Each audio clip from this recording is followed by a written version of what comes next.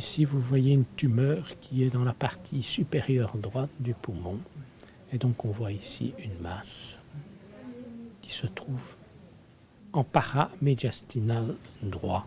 Le cancer du poumon, le professeur Scullier connaît bien cette maladie qui touche les fumeurs, mais pas seulement. Le cancer du non-fumeur, c'est 10% des cancers du poumon. En Belgique, il y a 7000 cancers du poumon.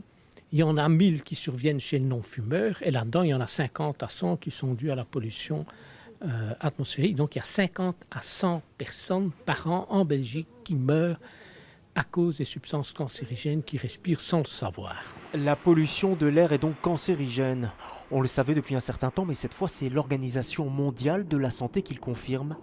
Et d'après leurs chiffres, en 2010, 223 000 personnes seraient mortes d'un cancer du poumon sans jamais avoir touché une cigarette, et principalement dans les grandes villes.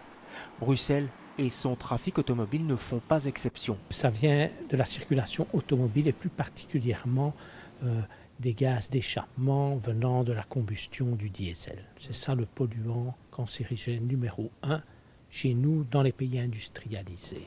Reste que la pollution atmosphérique ne provoque pas que le cancer du poumon. Les risques de maladies cardiovasculaires et du cancer de la vessie sont également augmentés. Et pour l'instant, dans des villes comme Bruxelles, il n'existe pas réellement de remède, sauf celui de diminuer la pression automobile.